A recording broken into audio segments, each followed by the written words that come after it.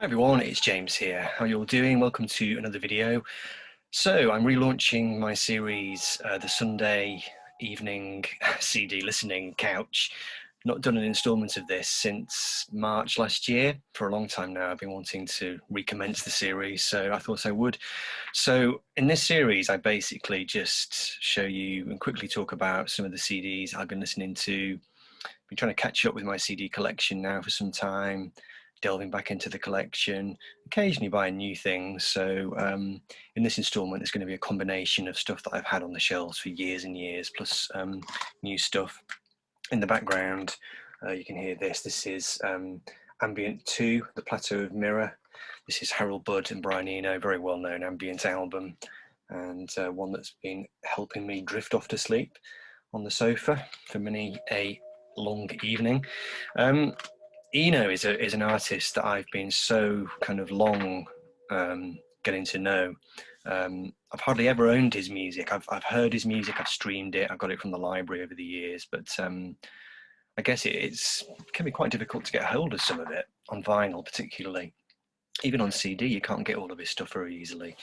But this is one that I heard from the library way back and really enjoyed. Harold Budd, I saw him live years ago in one of the greatest gigs I've ever seen. It was at the Wardrobe in Leeds, and it was Harold Budd, Jar Wobble, the dub bass player, Jackie Lieberzit from Cannes, and a couple of other guys, and it was a cellar bar venue, and I've never seen anything like it. It was just absolutely incredible. I mean, there were people swinging from the rafters by the end of the night. This album obviously is not a swinging from the rafters type record. It's just as ambient as you want, really. It's floaty off music. It's very it reminds me of kind of French impressionist piano music, you know, Debussy, Ravel, you know, maybe even going back to Chopin. It's got a bit of a kind of, I don't know, a bit of a European feel to it, shall we say. And the title is very well chosen, The Plateau of Mirror. Most of the time it's a kind of musical evocation of shimmering reflections in pools of water, and just a slightly disorientating kind of mirror effect. If you imagine walking down a corridor of mirrors and you can't quite see where you are, but it's a pleasant form of dislocation. So anyway, been enjoying that one. This next one was a gift actually, which came from Martin Parrott, otherwise now known as Vinyl Scavenger, and he'd seen me do a video where I showed a CD single by G.W. McLennan, and he was from a band called the Gobetweens, and I mentioned that I'd never heard the Gobetweens before, so Martin sent me this record. This is the Gobetweens, the Friends of Rachel Worth. So the Gobetweens were an Australian band consisting of this guy, Grant McLennan, and is it David Foster? Mind always goes blank at crucial moments. Robert Forster, Adele Pickvant, Janet Weiss, and Sam Coons, and it's really beautiful stuff. It's kind of melancholy, very ruminative, emotional college rock music, alternative rock music, very undemonstrative. It's got a real kind of seam of, I almost said Englishness then, but obviously they're Australian, but it's got that kind of melancholy feel to it, lugubrious kind of sound, and just really, really good songs. There's some beautiful songs on this record. He Lives My Life is a very haunting song. I might put a link to that down below so you can listen to it. So yeah, really enjoyed this one. Don't know too much about them, don't know how many records they made, but I would certainly be up for listening to some more. So thank you, Martin. That was a very thoughtful gift. The Go-Betweens, the Friends of Rachel Worth. This one, I listened to this a couple of nights ago. This is an album I've had in my collection for years, and I saw this band live at a festival donkeys years ago, and they were really good. This is Ironclute, and the album is called Sky at Night. Now, Ironclute were a Manchester band. They're not around anymore, and really, really good stuff. The main guy, the singer-songwriter in the band, is called John Bramwell, am I going to be able to listen to a whole album of this guy? You know, it's got that slight kind of thing like singers like Bob Dylan, who just have a very kind of uncompromising individual style of singing. But it's the songs that draw you in. This album was produced, I think, and certainly orchestrated by Guy Garvey from the Manchester band Elbow. And it's not a million miles away from Elbow's music. It's got a kind of slightly symphonic feel to it, or chamber pop, mixed with indie rock, really clever lyrics, very, very intelligent, ironic, but strangely heartfelt lyrics. It kind of treads that line between irony and this deep well of emotionalism, you know, comes through. When I was a child, I looked up at the sky, thought I saw you and I and the clouds passing by. When I was a boy, I looked out at the sea, thought I saw you and me and the waves on the breeze. And then the chorus just goes, I still do, I still do, I still do. It's very sort of nostalgic, looking back a lot, and, you know, past regrets, and just looking through a certain lens, I guess, at life and how your life has gone and where it's heading, and fairly philosophical, and just beautiful melodies. Very, not exactly soft, there's a kind of hard side to it, but just beautifully arranged, sung, performed. Really, really terrific album. If you haven't heard that one, came out in 2010.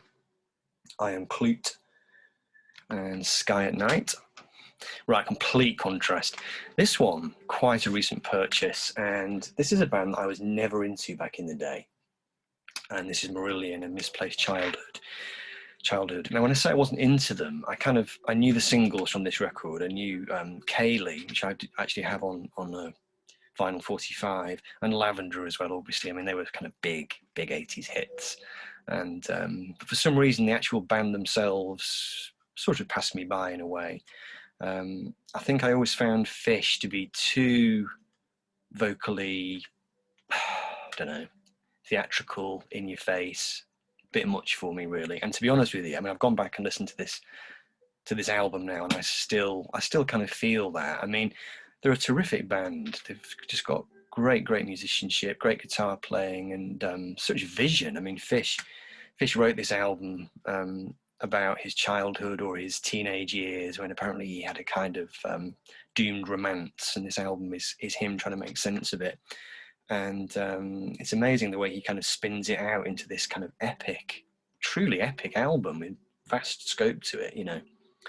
But oddly enough, the first couple of times I listened to it here on headphones, I actually fell asleep. I kept drifting away from it. The first three tracks, Pseudo Silk Kimono, Kaylee and Lavender, they kind of draw you in. But then it hits this section in the middle, Bittersweet, Heart of Lothian, Waterhole. I don't know, it just kind of, I think there's a lot going on. It takes a lot of concentration. And I think the mistake I made was listening to it when I was too tired and whatever. But it comes out at the end, Lords of the Backstage and Blind Curve, Childhood's End and White Feather. And he sort of reaches this epiphany at the end, you know, where I think the idea is that he's reconciled the childhood self with his current adult self. And I don't know, I don't pretend to understand the concept, but it's certainly a very distinctive album, and they were definitely plying their own furrow at this point. Like I said, I don't know a great deal about Marillion, but you know, this one is one that I will just keep going back to and kind of seeing if I can crack it, I guess, because I can hear that there's a lot there, but you know, I just need to chime with it a bit more. Right, this next one, this is an album that I bought online, having heard Shannon D talking about it, and it's the Arctic Monkeys and the album Tranquility Base Hotel and Casino, which came out in 2018 on Domino, and this was a complete departure from the band, for the band. Obviously, they're a kind of indie band from Sheffield, and they did very kind of riotous, upbeat, quite satirical indie rock music. Now, apparently what happened was Alex Turner, the main singer-songwriter from Arctic Monkeys, he went through a period of writer's block. He was living in Los Angeles, and somebody had bought him a piano as a gift. And he sat down at his piano and he started writing this kind of weird concept album about a hotel on the moon. It was all done on keyboards, on piano, and then the band went into the studio and they arranged it and it touches on all kind of bases. You've got lounge pop, you've got a bit of jazz, a bit of soul, European things like Serge Gainsbourg, and just very, very strange, actually, very strange album. One of the things about it, which is kind of notable, is that there's no hooks in it, and yet it kind of does hold your attention. It's the thing is, it's just his voice all the way through, spinning these kind of strange, disconnected narratives. There's a slight feeling of a sort of almost like an opium haze that he's looking through. He's kind of on the moon, this character. I think it's told from the point of view of lots of different characters. There's a failed rock star, and there's a hotel receptionist, and you hear all these monologues drifting in and out of each other. Very difficult to work out what's going on. It's very fractured, very fragmentary, but it's the voice that leads you through it. All the songs, it's just him singing.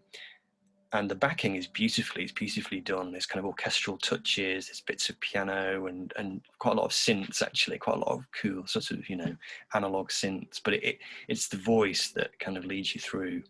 And I've listened to it twice now. The first time I listened to it, I thought to myself, yeah, this is definitely something of substance going on here. The second time I listened to it, that confirmed my opinion. It was kind of like, yeah, this is definitely a very, very interesting record, and quite a brave album to make. I don't quite know what his fan base made of it. It was quite a well received album. It was Grammy Award. It was award nominated.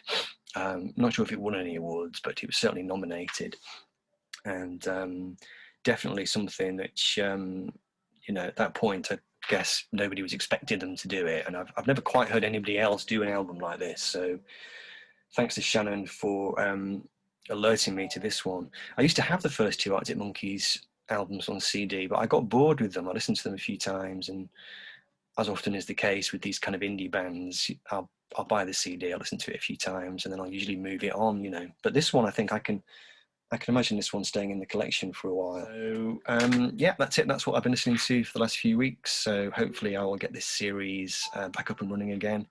Try and make it a regular thing again. So hope you enjoyed it. Leave some comments below, and I'll see you all soon. Bye.